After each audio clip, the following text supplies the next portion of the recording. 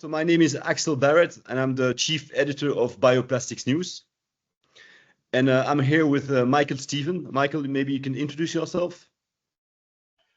Yes, I used to be a member of the Environment Committee of the British Parliament.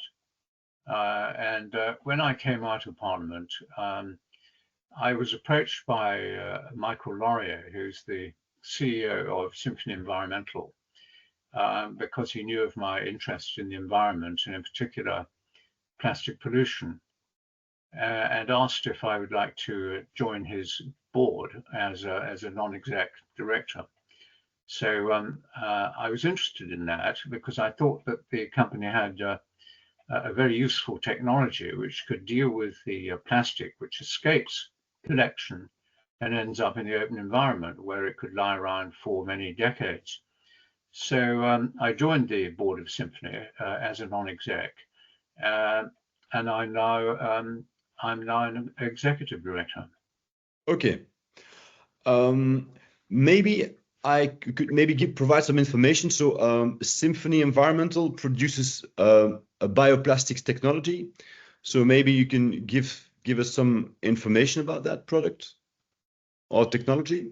Yeah, it's a technology that was invented by Professor Gerald Scott at Aston University in the UK back in the 1970s, because he and other polymer scientists who had created plastic realized that if it escaped into the open environment, it would lie around for a very long time, causing damage to wildlife. So they worked out that if they put a tiny percentage of a metal stearate, a salt of a metal, into the ordinary polymer mix, then the plastic product that comes out of the machine would behave in the same way as a normal plastic product, but would biodegrade safely without leaving any microplastics in the open environment. And because it degrades first by oxidation and then by biodegradation caused by microbes, they called it oxobiodegradation. It's a bit of a mouthful, but it defines clearly what it is. Okay, and what starts the biodegradation process? So it's oxygen and sunlight? Yeah, when a plastic product gets out into the open environment, it's exposed to sunlight for at least some of the time. And that helps to get rid of the stabilizers that scientists have put into the master batch to keep it working properly in its useful life and give it a shelf life. So when those stabilizers have gone, which they go pretty quickly, the plastic then starts to oxidize, provided it's exposed to oxygen, which it almost certainly will be out in the open environment. And the oxidation reduces the molecular weight of the polymer down to the point where it's accessible to microbes, because an ordinary piece of plastic can't be eaten by microbes because the molecular weight is much too high. So the oxidation brings the molecular weight down, and then the microbes take over and bioassimilate it, clear it out of the ecosystem, leaving absolutely nothing behind. No microplastics, no heavy metals, no residues at all. Okay, so if I can summarize, basically it's also a biodegradable process. So the degradation happens by bacterial digestion. So it's a biodegradable plastics. And basically your technology enables sunlight and oxygen to open up the carbon chains to facilitate that degradation. Yes, but it's important to remember that it's not a photodegradable plastic. It's an oxo-biodegradable plastic. And therefore, once the stabilizers have gone, it will continue to degrade and then biodegrade, even in the dark, even if it's cold, even if it's wet, even if the conditions are as they might be anywhere in the open environment. Okay, okay. So your technology removes the stabilizers. Yeah, Well, we put the stabilizers into the master batch, and they are quickly removed by exposure to sunlight. But they will actually be removed even if there's no sunlight, but it will take a little bit longer. Okay, okay. So you are different to compostable plastics. So you don't classify as a compostable plastic, but you classify as a biodegradable plastic. Could you explain why you don't fall under compostable plastic? Maybe that's useful for the listeners of this video. Well, in the first place, one needs to recognize that there is no such thing as compostable plastic. There are a lot of people selling plastic and describing it as compostable, but it doesn't turn into compost. Even if you put it in a composting environment, all it does is to turn into CO2. And it's not me saying that. Just look at EN 13432, which is the standard according to which their product is tested. And that actually requires it to convert into CO2 gas within 180 days. Now, to my mind, that's no use to anybody. One of the big problems we have today is that people think there's too much CO2 in the atmosphere. So creating more of it is hardly compatible with the circular economy. In fact, their type of plastic is designed to be completely destroyed when it gets into a composting plant by being turned into CO2. So it really shouldn't be sold as compostable, and somebody ought to stop them doing this. But also, it really doesn't address the main problem, which is plastic which is out there in the open environment, floating around in the sea. You're not going to go out in a little boat and collect it all and take it to a composting plant, even if you had an industrial composting plant in your country, which many countries don't. So that product is essentially useless. Now, our product will do the same thing as theirs. If it is taken to a composting plant, it will biodegrade, but it won't necessarily do so within 180 days, which is the time period that the industrial composters want. So their product will convert into CO2 gas within 180 days. Ours will convert into CO2 gas over a much longer period in a composting plant. But the reason we don't sell it as composting is, first of all, because, as I've already said, I don't think there is any role for plastic in the composting process. All it does is turn into CO2. And secondly, it needs to be able to biodegrade in the open environment, which ours does. You don't have to pick it up and take it to a composting facility. And out in the open environment, the 180-day time limit is of no relevance. It's a time limit which lobbyists for the compostable plastic use to trick governments into preferring their product as opposed to ours, because theirs will biodegrade within 180 days and ours won't, because it's not designed to. We used to sell it actually for people to take to the plastic waste, take garden waste to composting plants. And we used to sell a lot of that to local authorities. And then the local authorities got the idea that they couldn't actually use it for composting unless it complied with EN 13432, which, as I've explained, ours doesn't. So we don't sell it for composting at all now. I have to agree with you on this point. Pure in terms of common sense, it doesn't sound natural to believe that plastic can be converted into compost.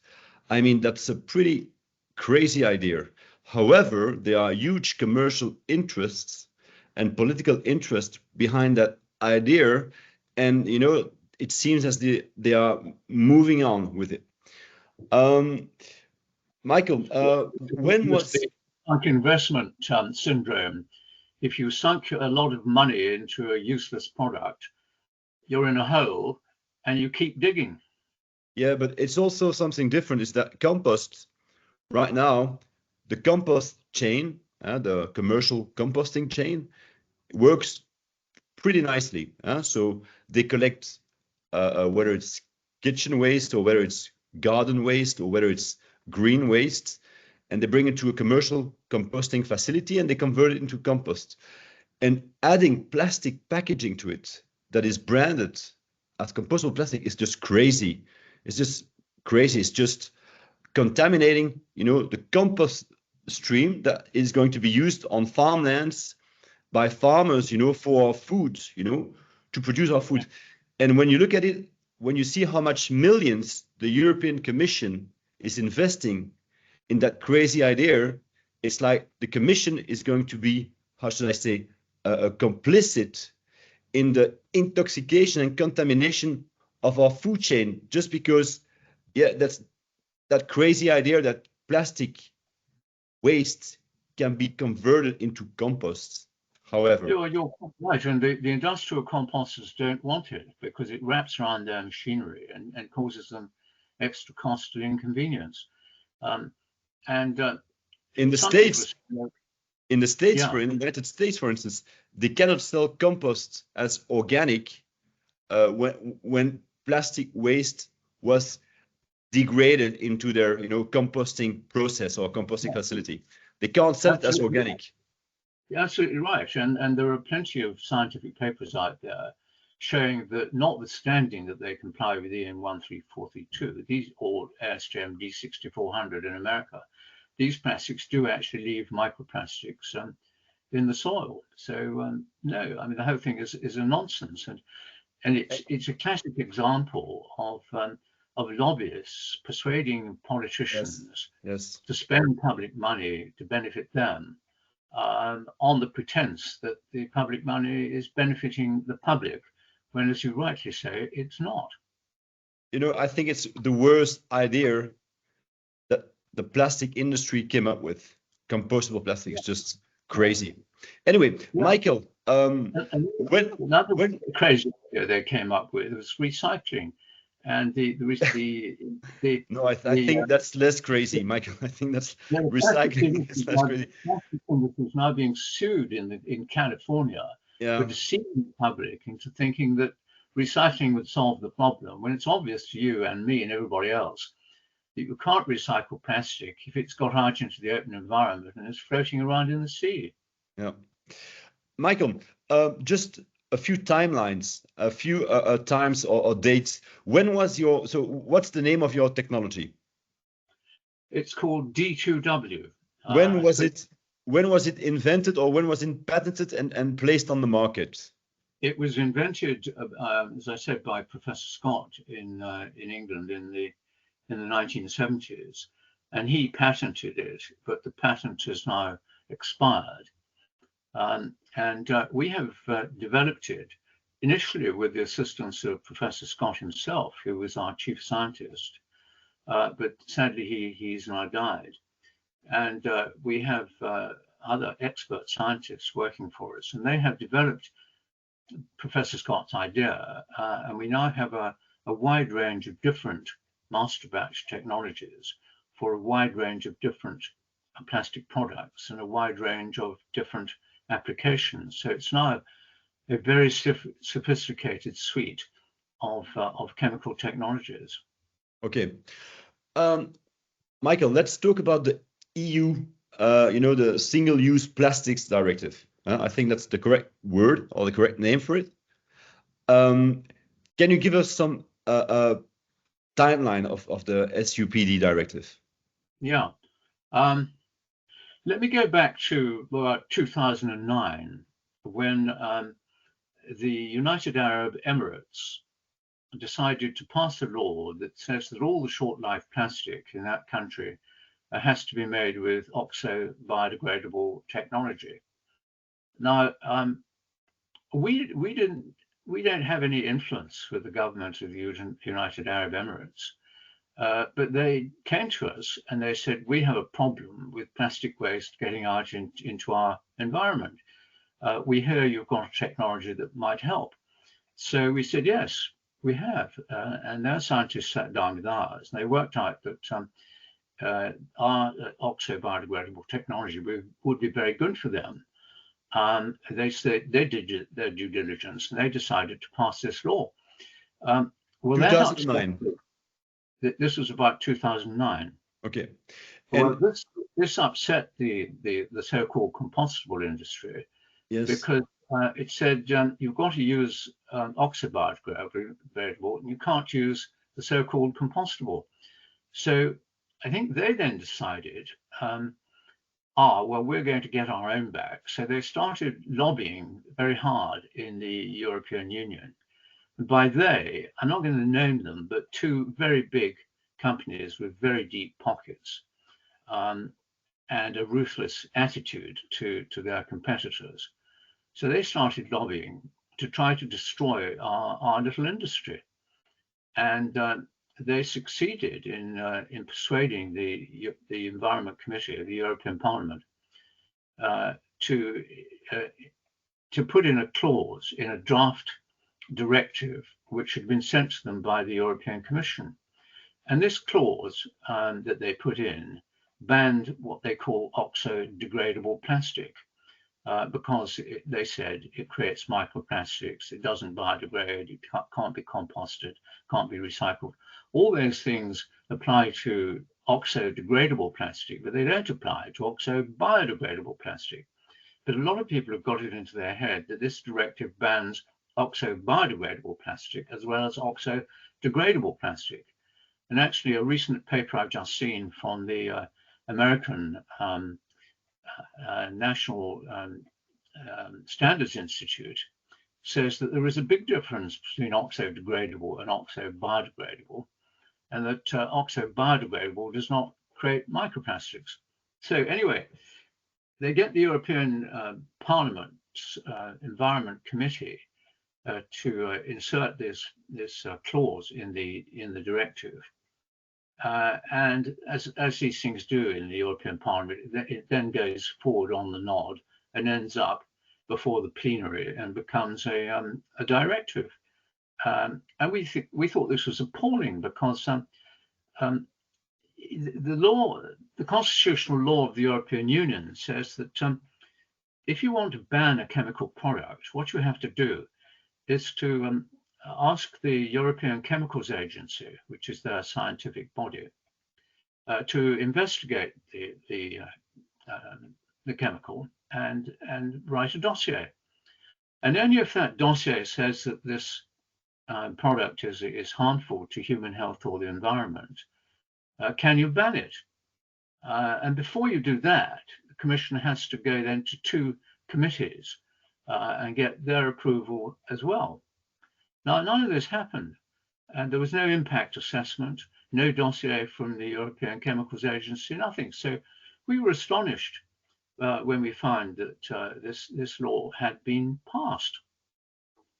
So what we did, we rather foolishly imagined that the European Court of Justice would behave like a court. So we took this matter to them and we told them more or less what I've just told you. And again, we were amazed. We lost the case because the European Court said, now this is a case which depends on some complex scientific evidence and which has been placed before the court. Well, as to the evidence produced by Symphony, yes, it has come from big scientific organizations like Intertek and the rest, but we're not going to pay any attention to it because Symphony paid for it. Would you believe? And we say to ourselves, well, this wasn't put to us at the hearing, but when we read it in the judgment, we were astonished.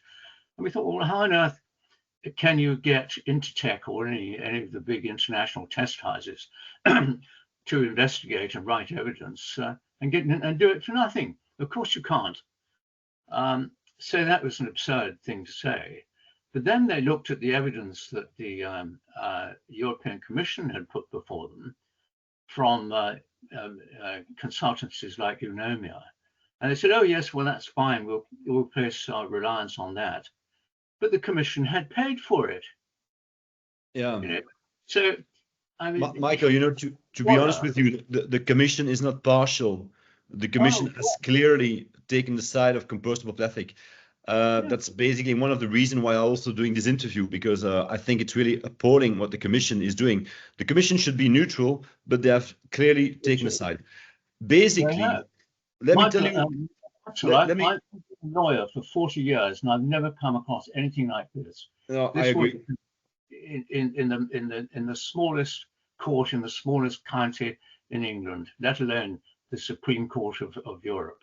But the compostable plastics industry has its allies within the Commission. Huh? They have their people within the Commission. So it's just not democratic anymore. Government by lobbying, not government by the elected representatives of the people. You know, just a few names. Huh? So basically, the driving actor behind that EU single-use plastic directive, I think, was an Italian MEP. Huh? Was it Vittorio Prodi, if I'm correct? Huh? That's right. So he was the brother of Romano Prodi, who was the president of the European Commission. And he has clearly relations to Eni. Eni is an oil company, Italian oil company that owns Versalis, which is a petrochemical company that owns Novamont.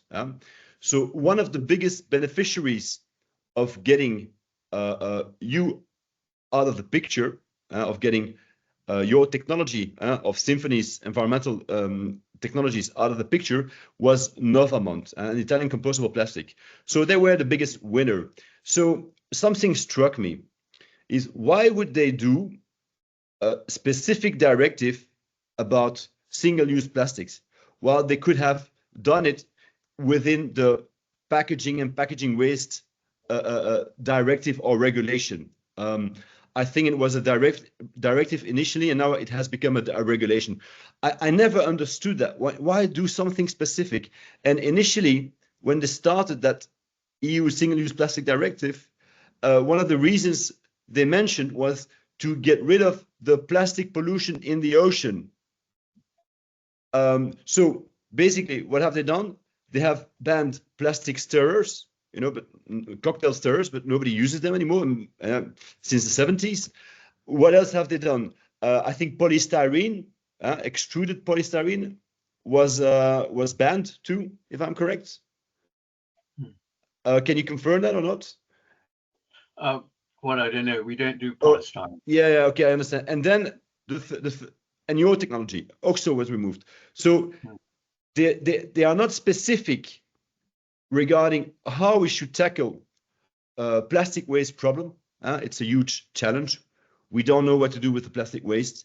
We've been told that it was being recycled for 30 years, 35 years. We've all paid a premium for plastic to be recycled. Well, in the end, it was just exported to Asia or to Africa, where it was just landfilled, littered, or incinerated. Nothing happened to the plastic. It was never recycled. So the only technological decision that they make within the EU single-use plastic directive is to get rid of OXO. And they are really specific. You know, they say that you cannot add additives that will accelerate the degradation based on photons or UV sunlight. So they are really specific, and also additives that use metallic elements that will degrade plastic. So they are really, really specific that you can't use that one. But for the rest, if you look at the recycling part on the EU single-use plastic directive, they remain vague. They don't take any technological decision. The technological decision should be taken by an agency like ECHA, for instance, ECHA, not by the Commission. The Commission should have stayed political. But no, I think it was like they wanted to get rid of you and your company because I think you were a huge threat to their technology, because I think biodegradable is probably a better option than compostable, definitely, because compostable has really a huge Achilles heel, that we bring that plastic with all its chemical elements, toxic elements within the food chain. I mean, how crazy is this idea? The Commission is pumping millions and millions and millions of euros into that. It's just unbelievable. And one of the Yeah. companies that gets a lot of money is Novamont. And Novamont has probably played a really active role in getting that's my opinion, huh? In getting Vittorio Prodi to, make sure that your technology would be eliminated. And I think it's quite unfair because you are a small British startup and you are facing that, huge conglomerates of companies represented by European Bioplastics. You know, myself, I was neutral, and I tried to remain neutral, but they told me, if I allow you to publish content on my website, they would just, boycott me. I even got a phone call from Novamont saying, that if I allow anyone from your industry to speak up for yourselves, they would just stop all collaboration with me. At least they had the courtesy to give me a phone call. But BASF, which is, I think, one of the biggest driver in this, is just like some kind of evil company. And yeah, they threatened me. They said like they would shut down all financial resources for me. And basically, all the members of European Bioplastics followed what BASF suggested. And I was even astonished to know that the European Commission also does not invite me anymore to all their conferences, where there's going to be a discussion or a project about bioplastics. I'm not invited anymore. So I thought the Commission was something neutral, but no, they have clearly taken the side of BASF, of Novamont, of European Bioplastics. It's Well, just actually, one hellhole, to be honest with you. actually, you're an honest journalist, right?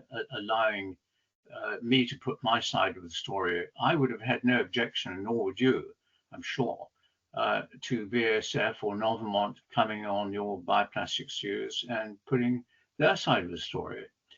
I invited them. I invited them to have how do you say, a column on my website. But That's how it's journalism is meant to work in a free society, isn't it? You're being sanctioned by these people in the same way that honest journalists get sanctioned in Russia and in China. And we're supposed to be talking about the European Union, which is the lead, calls itself the leader of the free world. to be honest with you, even journalists from other competing newspapers contacted me to applaud me, to say why you are doing a good job.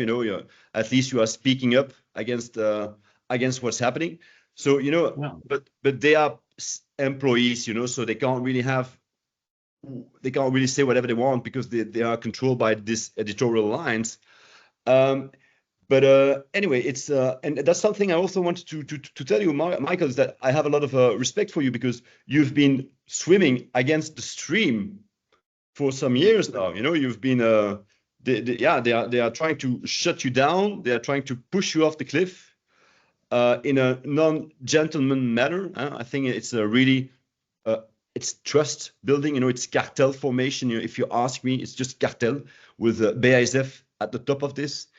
But you've just hold your ground, and yeah, you've kept fighting for your technology and also for that injustice that was done to your company, to your technology, and also to yourself.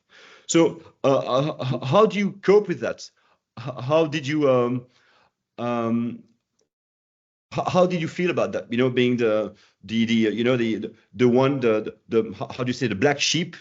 How do you feel about this? well, we're not exactly a startup company. We are a public company quoted on the London Stock Exchange with thousands of shareholders, and I'm very grateful to those shareholders for their loyalty. They have been able to see that we have a technology which can benefit the environments of the world, and they don't like the way we're being treated by the European Commission, the European Parliament, and big companies who think they're our competitors. So we've got that strength behind us, and that's very good to have.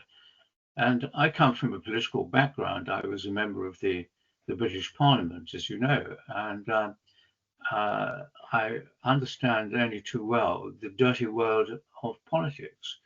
but I've never encountered it in quite such a blatant fashion as in this case. I mean, yeah, I have to agree with you. You know, I'm also, you know, I got personally involved, you know, because by allowing you to speak up for your technology. And initially, you know, it was just I would give you the chance to speak up. I would give them the chance to speak up. But they came up with all kind of boycotts. You know, they even mentioned my name in a board meeting of the European Bioplastics where they're going to boycott me. I felt the consequences. So they really tried to pressure me, you know, to not allow you to speak up for yourself. But what kind of world is this? I mean, what is freedom of speech and right of opinion? And especially when your technology is probably better and works better than theirs and is less dangerous for the public health. Because I'm going to repeat myself here again, but allowing plastic waste to enter our food chain through the compost, I mean, this is just crazy. Yeah, when you know that EU taxpayer money has been invested in it, you know, by the Commission. It's just nuts. Yeah, well, quite apart from whether plastic is compostable or not, the result of the legislation that the European Parliament passed back in 2019 is this, that ever since then, hundreds of tons, maybe thousands or even millions of tons of plastic has escaped into Europe's environment, into its rivers, its lakes, its forests, and into its coastal waters. And because of that legislation, that plastic will lie or float around there for many decades, being a danger to wildlife, because they wouldn't allow the use of the only technology which can deal with that problem. Recycling can't deal with it. Compostability can't deal with it. The 3 R's can't deal with it. The only way you can deal with it is to make the plastic with oxo-biodegradable plastic technology. And they have turned their back on it in Europe. And therefore the environment in Europe is suffering. And they ought to be called to account by the people of Europe. And maybe they will one day. But the people in other countries have not been taken in. In the Middle East, they've actually made it compulsory to use it because they know it's the only way to stop pollution of their environment. And people in the United States, in Latin America, in Asia, and Africa, all around the world are coming to us and saying, you know, tell us more. You know, we really think that this is the last resort. We've tried everything else and it doesn't work. Yeah, and something also remarkable is that when it comes to packaging, compostable plastic is branded as compostable plastic. But when it comes to agricultural use with mulch films, there they brand it as not as compostable plastic, but as biodegradable or soil biodegradable plastic. Why? Because they cannot collect all that quantity of plastic and send it to a composter because it's just too much. So they are just supposed, the farmers are supposed to plow under the plastic bags into the soil. So there it becomes biodegradable. So when it's packaging, it's compostable, and when it's agricultural, it's biodegradable. Well, there is a role for plastic in agriculture because farmers do spread many hectares of plastic on their fields in order to protect their crops and conserve moisture.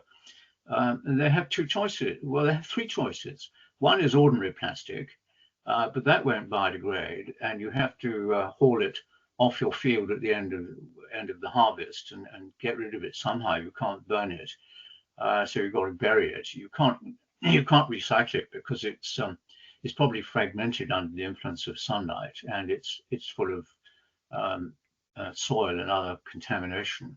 The second choice is to use the so-called compostable plastic, which is a hydro-biodegradable, works under the influence of moisture.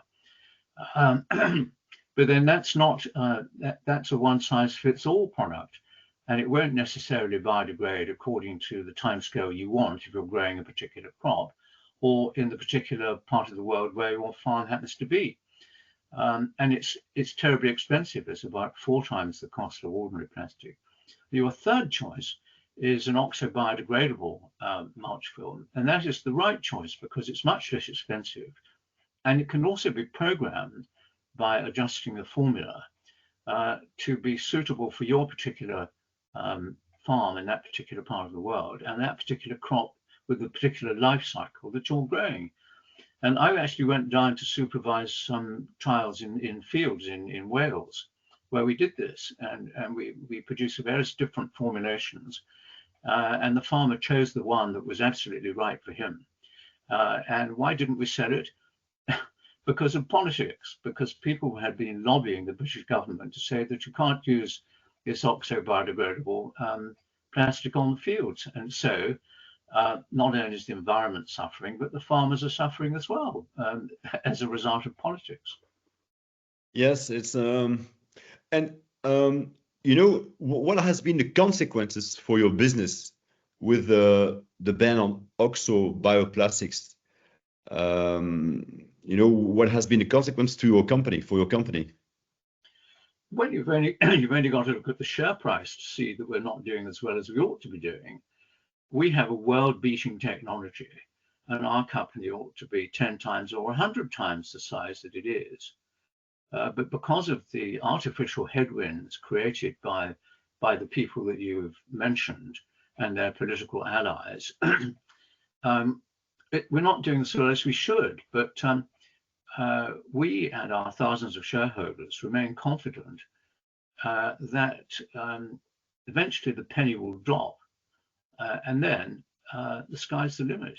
You know, when I want to go to a conference of them, you know, I don't get invitations anymore. And if I try to subscribe myself, you know, or in the beginning they replied, no, you can't come. And now they don't even reply. So I don't get even any emails now. So I've been completely blacklisted by the commission. Therefore, it's a scandal. It's a bloody scandal. That to my mind, amounts to misconduct in a public office, excluding a legitimate journalist from the proceedings. That is another reason why I think the European institutions are a disgrace. And one of the reasons why I was quite pleased that my country, the United Kingdom, decided to get out of the European bureaucracy. But Axel, I don't think the intention was to damage our company. I think the intention was to damage the whole oxo-biodegradable technology that was invented by Professor Scott. And although we are by far the market leaders in this industry, there are a few smaller companies, none of them public companies, who are also producing the same technology. So they are affecting us as badly as we are. But there's another industry which is closely allied to, but very different to ours, and that is the people who make enzymatic plastic. There's a company in the United States that does that. And our scientists tell me that their product doesn't work and is being criticized by the FDA in the United States. And one of the things that the lobbyists for our opponents do is to tell people that our product has been subjected to criticism in the United States, where in fact it's not our product, it's the enzymatic product, quite different. And that's the sort of dirty trick that they use. You know, I don't mind fighting somebody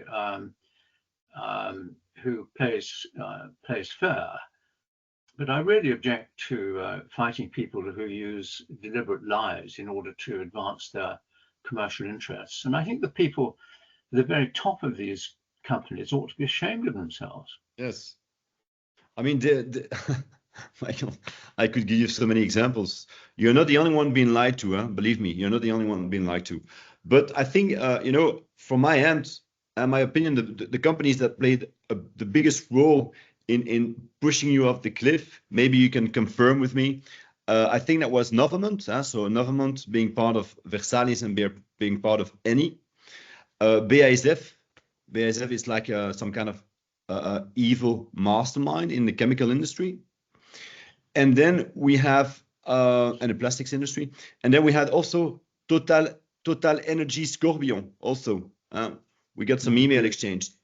And yeah, they don't like to hear, you know, one of the things I do is whenever I find studies that are against bioplastics or studies that are in favor of bioplastic, you know, I would publish both of them. But they don't like it. They don't like it when you publish something against the technology. That's what an honest journalist is meant to do. Yeah, but you know, yeah, but I've been taking the wind here all alone, you know, and Europe is claiming to support independent journalism and independent media. I mean, it's Michael. It's a farce. It's a farce. Well, I'm not a journalist. I'm not in your profession. Yeah. But I do know that where journalists like you are persecuted and sanctioned in places like Russia and China, the journalist profession actually gives them a prize, and I think you ought to get a prize from your own profession. Yes, but that's not going to happen, Michael, because as I said to you, the compostable plastic industry controls the, you know, the reins behind the scene. So it's not going to happen. Well, you have a better knowledge than I have as to who the particular companies are who are doing this, who they actually are. But they have a lobbyist. I won't name him, but he's actually quite an effective lobbyist if he could turn his attention to a more worthy cause. But he has been paid by these companies to essentially to destroy the biodegradable plastics industry to the great detriment of the environment of Europe and the world. And when he succeeded in doing this in the European Parliament, he actually went on LinkedIn and boasted about it. And I've got it here in front of me. I'll read it. He says, "Please share with me my personal joy over the EU today passing a total ban on all products made with oxodegradable plastics. I and others started the fight against the snake oil sellers," that's what he calls us, the snake oil sellers in 2011. "I was even physically threatened when we started." Well, I think that's a pure fantasy. Nobody's physically threatened him at all. But he won. Just so often he says, all the hard work is worth it. Well, it would be worth it if you had a more worthy cause. Yeah, I think I see who you mean. I mean, it's up to you if you want to give his or her name. They got personal against me, you know. Who he is if he watches this interview. Okay, yeah, I'm sure he knows who he is. Not satisfied with knocking us out of the European Union, the Commission sending people around the world, trying to persuade other countries to follow suit, and they sent an official to Saudi Arabia to try to get them to repeal their legislation which favoured biodegradable. And surprise, surprise, the official that they sent was an Italian. Anyway, this Italian tried hard to get the Saudi Arabian government to change their mind, saying, "Oh, well, you're setting up barriers to international trade." And the Saudis said to him, "But with respect, it's you who are setting up the barriers to international trade by passing this legislation banning a perfectly reasonable and useful product which we actually want to use in our country. So thank you for your visit, but goodbye." That's what they've said. So I'm told. Yeah.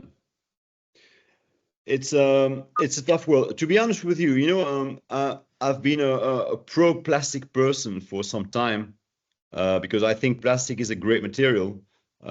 It's cheap. You can do anything you want with it. You know, you can add its all kind of attributes.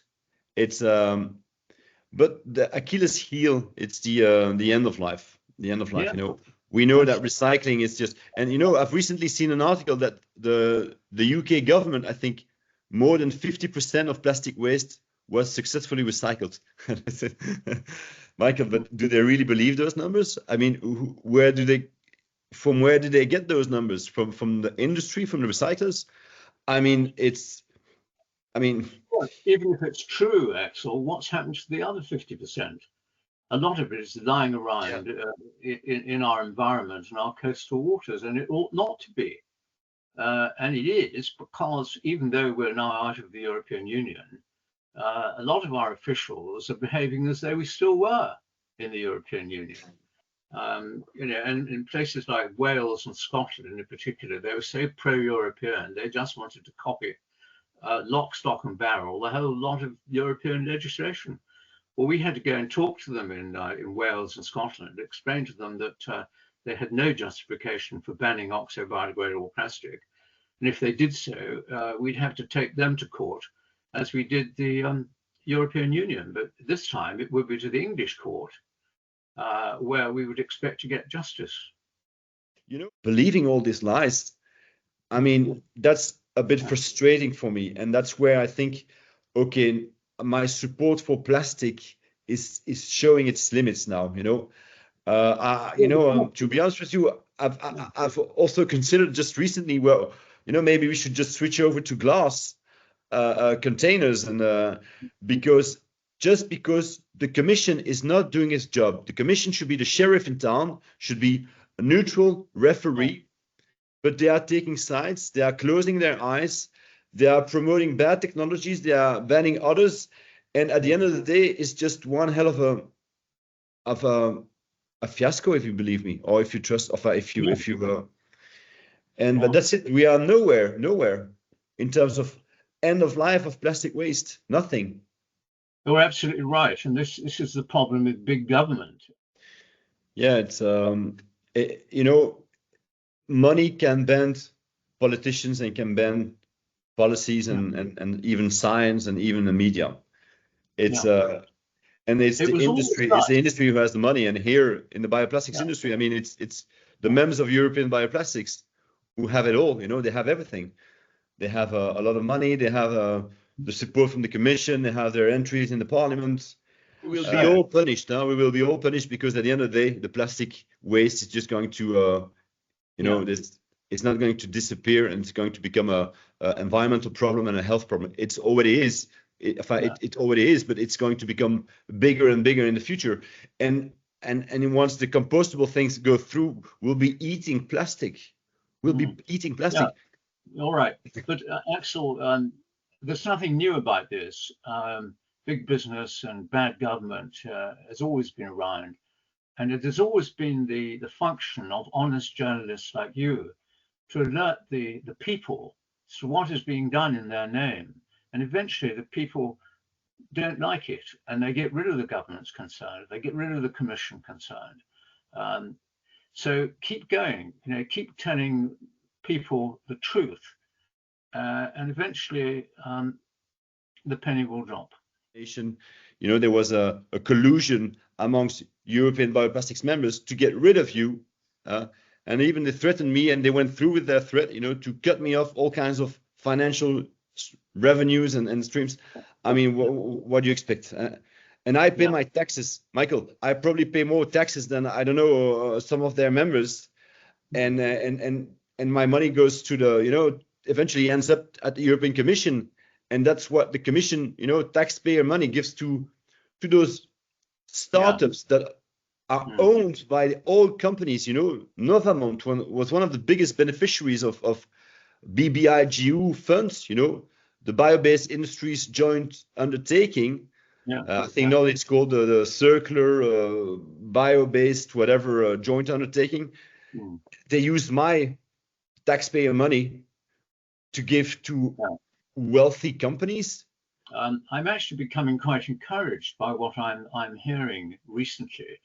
I saw only the other day that the American National Standards Institute had published a paper saying that there's a big difference between oxodegradable and oxo-biodegradable, and oxo-biodegradable is a very useful technology. Then another from the United States, from the EPA, the Environmental Protection Agency, saying much the same thing. And most recently, I've seen a paper by some scientists in Canada, in Ontario, saying exactly that it's a nonsense to think that oxo-biodegradable creates microplastics, because it doesn't. It's oxodegradable, that is ordinary plastic, that's creating the microplastics. not the oxo-biodegradable. So all these papers are coming out, and they're very encouraging.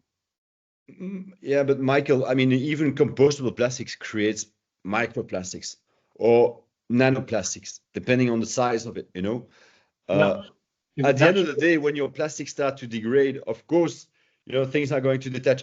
Even non-bioplastics, even regular plastics, even recyclable plastics, everything that goes outside, you know, with the weather conditions, you know, with you know, rubbing a bottle on the floor, you know, on the soil or on the ground, you know, of course, things are going to give in, and you're going to have pieces detaching themselves.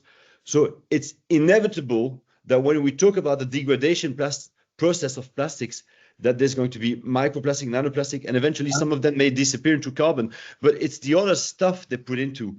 But the compostable plastics accusing you of creating microplastics, it's a farce, Michael. It's a farce. Axel, but generally almost anything that biodegrades, whatever material it is, or anything that degrades, even glass or stone or whatever, creates tiny particles. But the difference between ordinary plastics and oxo-biodegradable plastics is that the oxo-biodegradable plastic falls apart because the molecular weight has been reduced, the polymer chain has been untangled, and the material has been converted from being a plastic to being a biodegradable substance, which then gets eaten by the microbes. So that is why these scientists are coming out and saying that oxo-biodegradable does not create microplastics, whereas oxo-degradable does. Yeah. I mean, it's I mean, this is something, you know, that the commission should consider all those end-of-life options, whether it's biodegradable, whether it's compostable. They should do the tests themselves, you know. But well, currently, there's that whole system of certification. I mean, you know, you can get compostable plastic that is, yeah, certified as compostable by companies or by organizations that are financed by the compostable plastic producers. But, I mean, Michael, I think they want us to eat plastic. They want us to eat plastic. BASF, Total Energies, Novamont, they want us to eat plastics. And the commission allows this to happen and is even financing this. Voilà. Yeah. Well, we get a lot of scientific papers sent to us where people say, there we are, told you so, your product doesn't work. So when we look at them, we usually find there's a fundamental error. The papers look very impressive, and some of them are 15 or 20 pages of scientific jargon. But when you look at it, the most common thing they do is they take a sample, but they don't take the trouble to analyze it and to see what it actually is. They just assume, because somebody's stuck a D2W label on it, that it's a piece of oxo-biodegradable plastic when it's nothing of the kind. And then they test it and they say it doesn't degrade. Well, of course it doesn't degrade because it's not an oxo-biodegradable plastic. Or they will do tests according to the wrong standard, according to the Compostable standard 13432, and not according to the correct standard STM 6954. Or sometimes they won't use any standard at all, and then they'll test it in conditions where it's not likely to biodegrade. It's not intended to. For example, the research done at Plymouth University, who ought to know better, is often cited by this lobbyist we talked about a moment ago. But what they did was they took a piece of plastic, which they called oxo-biodegradable. They didn't know whether it was or not. And then they wrapped it up and into a ball and shoved it in the dark, about 3 feet down in the sea under a pontoon. So it got no light and oxygen was limited. And they said, oh, look, it doesn't degrade. Well, again, it won't. It's not intended to biodegrade in those conditions, although it would actually, but it would take longer. So, you know, these kind of, and there's another one about marching film. They sent us this was sent to me by the British government. And they said, oh, look, this scientific paper shows that oxo-biodegradable mulching film doesn't work. And we thought, well, there's something funny here. So we looked at it carefully, and we found that the sample they'd used was so stuffed with stabilizers, it wouldn't degrade in 100 years. So that is the kind of nonsense which is getting into the peer-reviewed literature and is causing even honest decision makers in government and companies to make the wrong decisions. Yes. Yes, as I say, money can bend science. It can bend policies. It can bend politicians. It's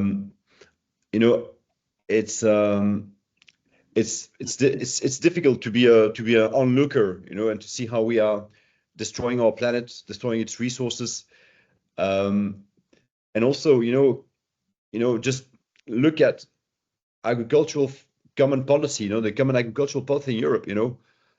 We are supposed to be, one of the top players in the world, Europe, and we spend so much subsidies to help farmers. But when you walk into a supermarket, what do you see? Junk food. Junk food. Vegetables, it's full of heavy metals. Fish, it's full of heavy metals. The meat it's I don't know, hormones. I think in the States, I don't know whether it's so in Europe, but it's full of antibacterial. It's hard to be an honest journalist these days. It's also hard to be an honest politician. Yes, and having been an elected member of parliament, I know the pressures that MPs and ministers come under. But honest politicians have to resist these pressures. It's not easy, but it has to be done. Yes, and talking about also Novamont, because I think Novamont played a huge. You didn't mention any names, huh? You didn't mention any company names and any organization names and all the people's name, and that's okay. That's fine. I'm over it, Michael, because they drag me into it. Me personally, they drag me into that mud. So now I take off my gloves. It's You mentioned Novamont. What I do know about them is that yes. They brought a court action in Italy against a little company that was our distributor there, called Compost. Okay. And they alleged that Compost had fraudulently advertised oxo-biodegradable plastic on the basis that it was compostable in accordance with EN 13432. Well, I looked at the judgment and I couldn't see any evidence that Compost had done any such thing. All they'd done, the only mention of EN 13432 was they mentioned a section of it which contains the tests for ecotoxicity, which our product does pass. So they were quite right to mention that part of 13432. But they persuaded the judge that by referring to 13432, they were advertising the product as compostable and therefore were unfairly competing with them. Well, it was a nonsense. And then I noticed that a few weeks later, somebody had walked into that judge's court and shot him between the eyes. Well, yeah, I remember that one. I hope it wasn't our distributor. I don't think so. Yeah, I wrote an article mentioning this. Yeah, it was well, I think Italy is a country apart. To be honest with you, some of their laws that date back from the Roman Empire. I think, well, you probably know it better than I do. It's about the justice system. I don't know if the justice system is like the politicians and like the industry, where money also plays a part in it. So it's difficult to be an honest citizen and to be with virtues. The system is a bit bending everything in I think in commercial interests. And well, the first thing, of course, is to be aware of it, and you are aware of it, and I am. yes. Everyone has to fight against it as best one can. I'll tell you a Yes. story. When I was a member of Parliament, we received in London a delegation from the Italian Parliament when we were members of the European Union. And we said to them, how is it that, all these laws are passed and we, the British, we always obey the rules. Why is it that you don't? You in Italy, you don't obey the rules? And they said, we are Italians. That was their answer. And I thought, well, they're honest people, and that told me from that day onwards that we were in the wrong place, being in the European Union, with people who had a totally different attitude to law as compared with us. Well, what I can say about, of course, I used to be a lobbyist in the past, and they told me that the Italian are one of the most important lobby group in Europe, especially since Romano Prodi. Since Romano Prodi was the president of the commission, he placed all the Italians wherever he wanted. To give you an example, with the BBIGU, the one who distribute grants of the commission, it used to be run by a Belgian guy, and when it was run by a Belgian guy, they still try to take the shape of something, virtuous, like, so I was invited, they would send me emails, communication would go through. Now they've been replaced by an Italian. Now it has turned on the dark side of the moon. I mean, really, they don't try to hide it anymore. It's scandalous. Well, thank goodness for Brexit. Well, yeah, lucky for you guys, but I'm here in Brussels, and we are stuck with the commission here. Right? It's anyway, it's yeah, great. Thank you. Michael, is there anything you want to add to this discussion? Because maybe I'm going to repeat myself. Though I thought there was an injustice being done against you, which is, I think, a startup or a younger company. But you said that you aren't a startup, so respect for that. But you are a small player, and my opinion was that the EU Single-Use Plastic Directive was especially created to get your technology out of the market. Yes. It went through the Parliament process, it got into the Commission process, and a few red flags had been raised, but it wasn't considered. And in fact, that directive should not be around. They shouldn't have done it. They should have included all of this in the existing one of the packaging and packaging waste directive or regulation. It has become a regulation now. They started the REACH process by asking the European Chemicals Agency to investigate oxo-biodegradable plastic and tell them whether it constituted any harm to human health or the environment. They should have waited for the agency to finish its work and produce its report.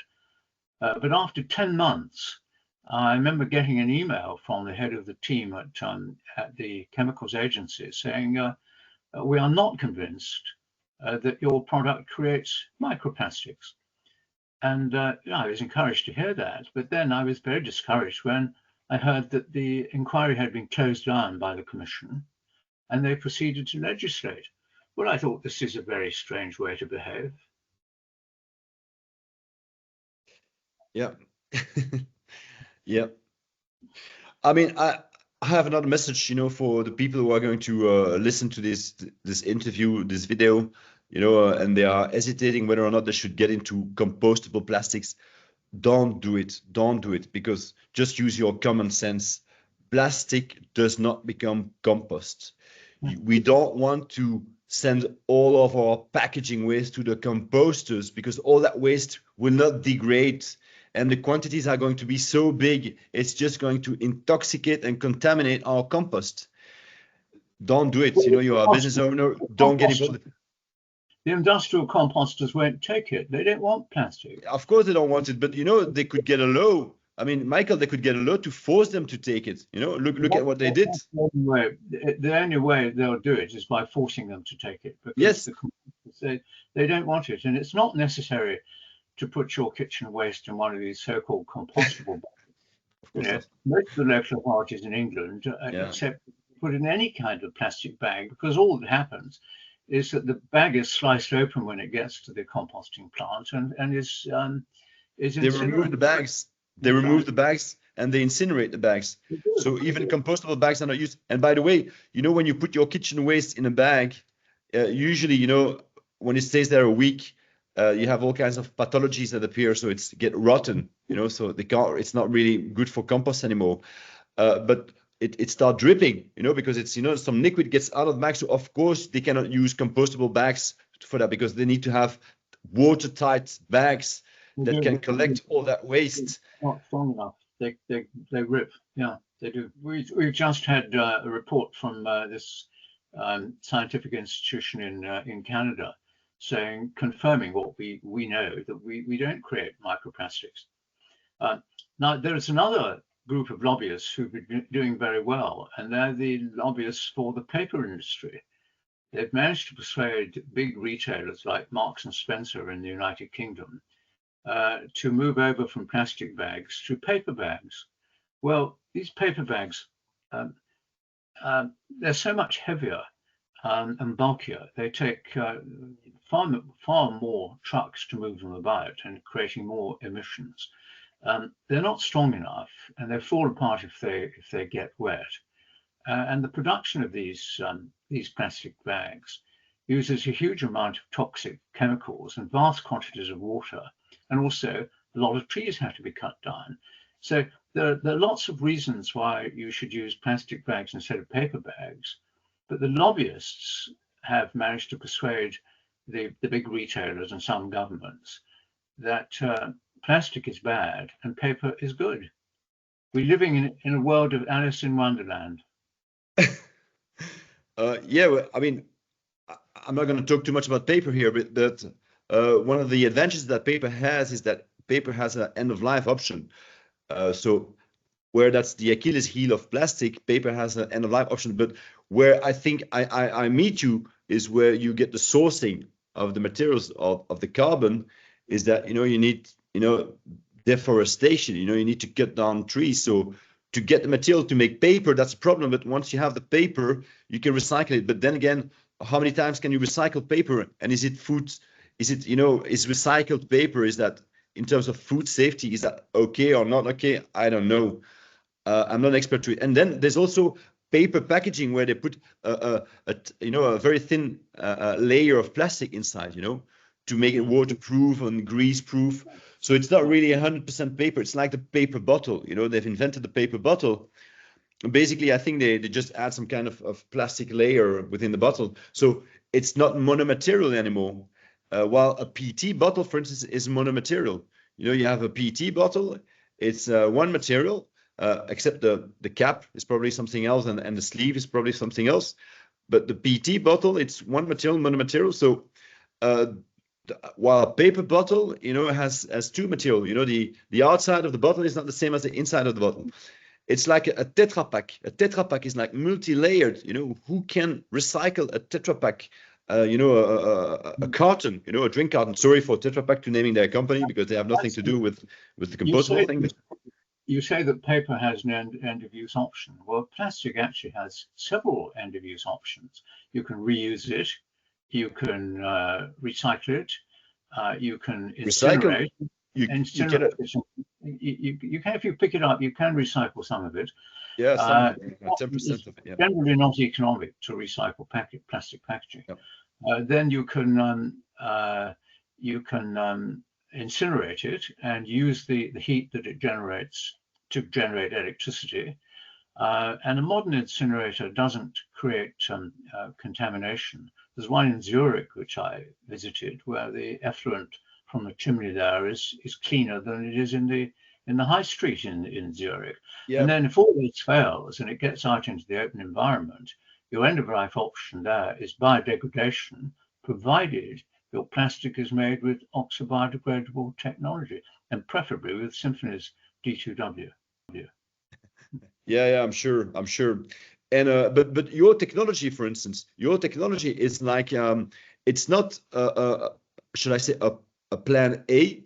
It's like more like an insurance policy. So yeah, your technology should be incorporated into plastic that is meant to be recycled. Yes, and we describe it in countries that play cricket as this. If the wicket keeper doesn't catch the ball, we catch it because we're the long stop. Okay. Okay, I get it. Yeah. Okay. So basically, if I can translate this to the layman, you know, to the common people. So your technology, you add them to the plastic product, but it's not meant as a first option. Huh? It's normally it should be collected and incinerated or recycled. But in the case it's ending up in the environment, then it's better that it will degrade. Huh? So it's like an insurance policy or plan B. Okay, which is also in contradiction with the compostable plastic. With compostable plastic, it's really like their main objective or the main intention is really to have it sent to a composter, and there it's that's not circular. That's just destroying the material. Yeah. I mean, it's getting rid of the material into the soil. You know, just landfill. It's just landfilled. It's just landfilling our farmlands, Michael. It's just landfilling our farmlands with plastic. Yeah, supported by the Commission again. Supported by the Commission. It's a scandal. Interesting talk. Let's draw stumps now, as they say in countries where they play cricket, and we'll talk to you anon. Bye. Okay, take care. Bye bye.